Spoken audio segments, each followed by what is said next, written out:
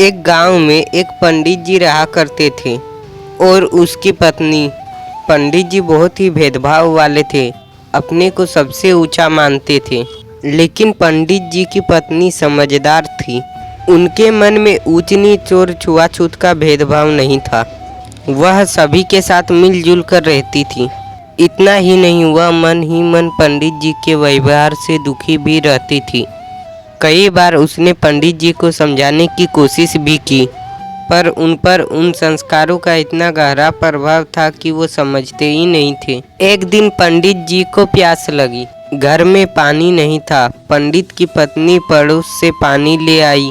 पानी पीकर पंडित जी ने पूछा, ये पानी कहाँ से लाई हो? पानी बहुत ही ठंडा है। तब पंडिताइन ने कहा, पड़ोस के कुम्हार के घर से लाई हूँ। इतना सुनते ही पंडित जी गुस्सा हो गए। कुम्हार के घर की पानी पिला के तुमने तो मेरी जात ही भ्रष्ट कर दी। अब मैं क्या करूं? पंडिताइन ने निश्चय किया, पंडित जी के मन से छूत अछूत के भूत को उतार कर ही रहूंगी।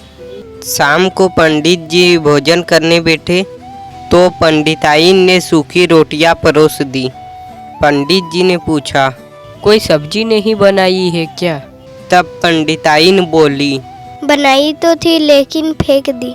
जिस हांडी में पकाई थी वो कुम्हार के घर की थी। तू बड़ी पगली है, हांडी में कोई छूत होती है?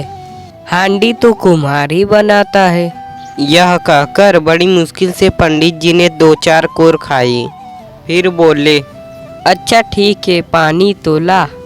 पानी कहाँ से लाऊं? बर्तन तो है ही नहीं। पानी भरकर लाती किसमें? घड़े कहाँ गए? वो तो मैंने फेंक दिए। कुम्हार के हाथों के बने थे ना। पानी नहीं है तो थोड़ा दूध ही दे दो। सूखी रोटी गले में अटक रही है, दूध में मसल कर खा लूँगा। दूध भी फेंक दी। गाय को जिस नौकर ने दोहा था वह गवार है। हद कर दी है तुमने। यह भी नहीं जानती दूध गवार ही दोहते हैं। उनके दोहने से दूध में छूत नहीं लगती। आप क्या कहते हैं? मेरी समझ में ही नहीं आती कि छूत पानी में लगती है, दूध में नहीं। आपकी यह छूत कैसी है? पंडित जी के मन में आया, अपना सिर फोड़ लूं या पंडिताइन का। पर वे पंडिताइन के बुद्धि के घायल हो चुके थे, इसलिए शांत होकर बोले, अरे मैं दिन भर से थक के आया हूँ, मैं तुमसे बहस नहीं करना चाहता। जा आंगन में खाट बिछा दे। खाट? उसे तो बढ़ई के लड़के ने बुने थे। मैंने सोचा कि आप तो उस पे सोएंगे नहीं, इसलिए उसी को दे दिए। चल दरी या चादर ही बिछा दे, बड़ी जोर की नींद आ रही है। दरी और चादर भी कहाँ रहे जो बिछा दूं? उसे तो जला डाला। सब में आग लगा दी, घर में कुछ बचा भी है? पंडित जी जोर से चीखे। घर बचा है, लेकिन अब इसे भी तो छोड़ना है।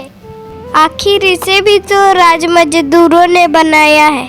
सोचती हूँ हम दोनों भी किसी पेड़ के नीचे रात बिताएं। सुबह होते ही हम दोनों किसी जंगल में या पहाड़ में चले जाएं, जहाँ भगवान की बनाई हुई कोई कदरा हो और उसके पास ही नदी हो। पंडित जी थोड़ी देर गुमसुम खड़े रहे और बोले, मेरी नासमझी से सब कुछ गड़बड़ हो रहा था। मैं स्वयं तो दुखी रहता था अपने बुरे व्यवहार से, और दूसरे को भी दुखी कर देता था। समाज के सभी लोग बराबर हैं, कोई किसी से जात पात में ऊंचा या नीचा नहीं है। हमें जीने और आराम करने में हर जातियों का काम चाहिए, जिसे करके हम अपनी जीविका चलाते हैं और समाज की सेवा भी करते हैं। पंडिताइन, तुमने मेरी आंखें खोल दी। पंडिताइन पंडित जी के इस बदले व्यवहार से बहुत ही खुश हुई, क्योंकि वह यही तो चाहती थी कि पंडित जी सुधर जाए।